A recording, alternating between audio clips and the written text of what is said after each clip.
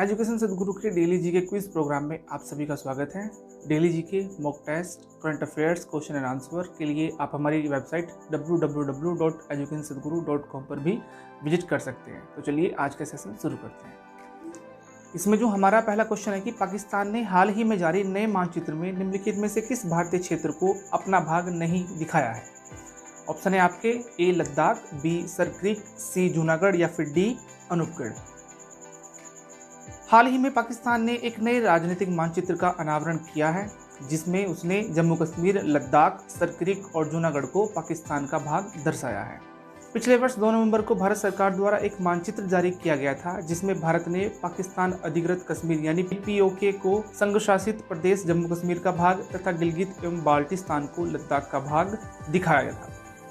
वहीं पाकिस्तान द्वारा उठाया गया यह कदम भारत के मानचित्र के जवाब में उठाया गया प्रतीत होता है। तो इस प्रकार इस प्रश्न का जो सही आंसर है वो ऑप्शन डी है, यानी अनूपगढ़। अनूपगढ़ को इसमें नहीं दर्शाया गया। चलिए इसी के साथ अगला क्वेश्चन देख लेते हैं। निम्नलिखित में से किस राज्य का संबंध ब्रू जनजाति से है। आपके ऑप्शन इस प्रकार हैं। Option A Tripura, B Jharkhand, C Chhattisgarh या फिर डी ओडिशा। ब्रू एक जनजातीय समुदाय है जो पूर्वोत्तर भारत के मूल निवासी है। इनका मुख्य निवास त्रिपुरा, मिजोरम और असम में है। वहीं इस जनजाति को रेयांग नाम से भी जाना जाता है। इसके अलावा इस जनजाति को त्रिपुरा द्वारा विशेष रूप से कमजोर जनजातीय समूह का दर्जा भी दिया गया है। यह चर्चा में इसलिए है क्योंकि ब्रू समुदाय का प्रतिनिधित्व करने वाले 3 संगठनों द्वारा त्रिपुरा में गैर ब्रू समुदाय की संयुक्त पुनर्वास समिति द्वारा प्रस्तावित पुनर्वास स्थलों को अस्वीकृत कर दिया गया है। तो इसलिए ये चर्चा में है और इस प्रश्न का जो सही आंसर है वो ऑप्शन ए है, यानी त्रिपुरा में ये जनजाति निवास करती है। अगला प्रश्न है इसमें, बेरूत का संबंध निम्नलिखित में से किस विकल्प से है। आपके ऑप्शन है A Cyprus, B Syria, C Israel या फिर डी लेबनान। हाल ही में लेबनान की राजधानी बेरूत के एक बंदरगाह पर भयानक विस्फोट हुआ था, जिसके चलते उसमें 100 से ज़्यादा लोगों की जान चली गई और 4000 से ज़्यादा लोग इसमें घायल हुए। वहीं इस बड़े विस्फोट का कारण वहां पर स्थित एक गोदाम में पिछले 6 साल से रखी हुई 2700 टन अमोनियम नाइट्रेट को माना गया है। चलिए थोड़ा सा अमोनियम नाइट्रेट के बारे में जान लेते हैं कि यह एक सफ़ेद क्रिस्टलीय रसायन है जो जल में घुलनशील होता है। इसका उपयोग विनिर्माण तथा खनन के लिए विस्फोटक, कृषि उर्वरकों तथा अमोनियम नाइट्रेट फ्यूल ऑयल यानी ANFO नामक विस्फोटक सामग्री को तैयार करने में भी किया जाता है। तो इस प्रकार इस प्रश्न का जो सही आंसर है वो ऑप्शन डी है, यानी बेरूत लेबनान की राजधानी है। चलिए अगला प्रश्न देख लेते हैं। चावल की पुकल्ली किस्म का संबंध निम्नलिखित में से किस राज्य से है। ऑप्शन है आपके तमिलनाडु, केरल, तेलंगाना या फिर पश्चिम बंगाल। चावल की पुकल्ली किस्म का संबंध केरल राज्य से है, जो खारे जल के प्रतिरोध के लिए जानी जाती है।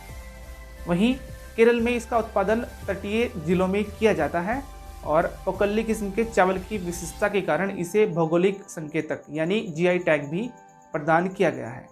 इस पर हो रहे अनुसंधान के कारण ही इस वक्त यह चर्चा में है। तो इस प्रकार इस प्रश्न का जो सही आंसर है वो ऑप्शन बी है, यानी पुकल्ली किस्म केरल में उत्पादित की जाती है। अगला प्रश्न देख लेते हैं। राज्य की 3 राजधानियां बनाने के चलते निम्नलिखित में से कौन सा राज्य अभी चर्चा में है।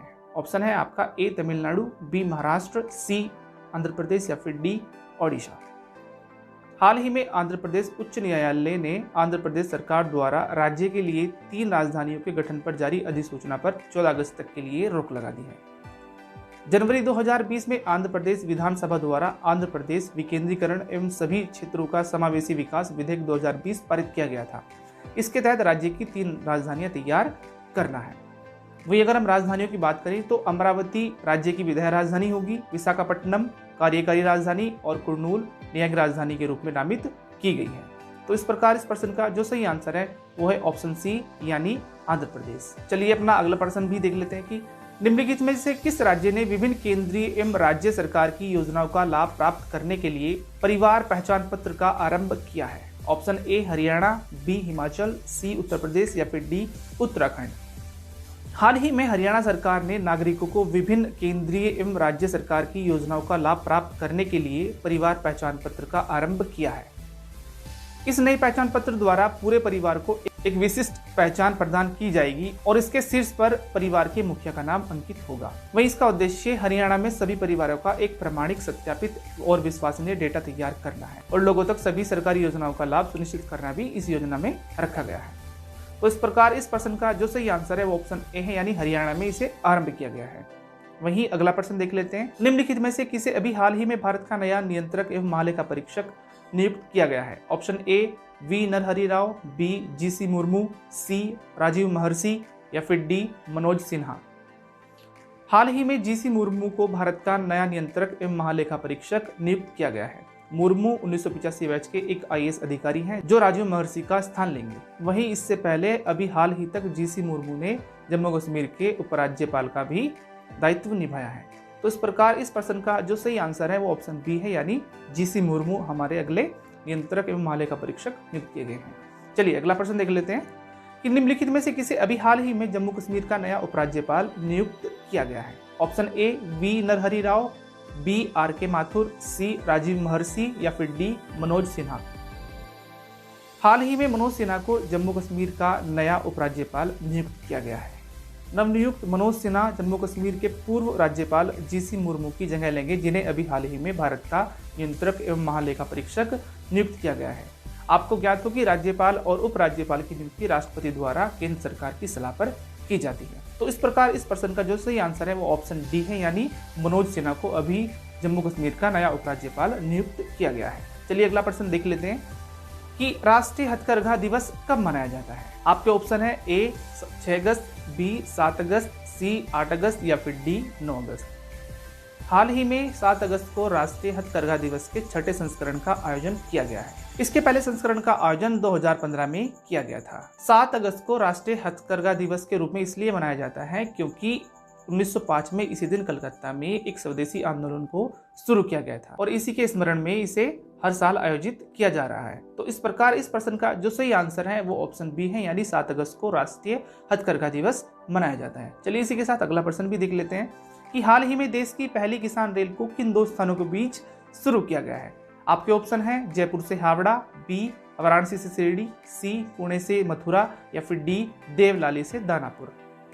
हाल ही में भारतीय रेलवे ने देवलाली यानी महाराष्ट्र से दानापुर बिहार के बीच एक विशेष पार्सल ट्रेन को चलाने की घोषणा की है। इस विशेष ट्रेन को किसान रेल नाम दिया गया है। यह विशेष ट्रेन भारतीय रेलवे और कृषि मंत्रालय की एक संयुक्त पहल है। वहीं केंद्रीय बजट 2020-21 में वित्त मंत्री द्वारा की गई घोषणाओं के अनुसरण में यह कदम उठाया गया है। इसके अलावा इससे यह उम्मीद भी की जा रही है कि ट्रेन निर्बाध आपूर्ति श्रृंखला प्रदान करेगी, जिससे किसानों को एक बड़ी मदद प्राप्त हो पाएगी। तो इस प्रकार इस प्रश्न का सही आंसर ऑप्शन डी है, यानी देवलाली से दानापुर के बीच ही ये स्पेशल ट्रेन चलेगी। चलिए इस सेशन का अपना आखिरी प्रश्न देख लेते हैं कि निम्नलिखित में से किस राज्य के 2 गांवों को सुनामी से निपटने हेतु तैयारियों के लिए सुनामी रेडी के रूप में नामित किया गया है?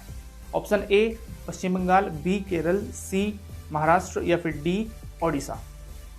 हाल ही में यूनेस्को द्वारा ओडिशा के 2 गांवों को सुनामी से निपटने हेतु तैयारियों के लिए सुनामी रेडी के रूप में नामित किया गया है।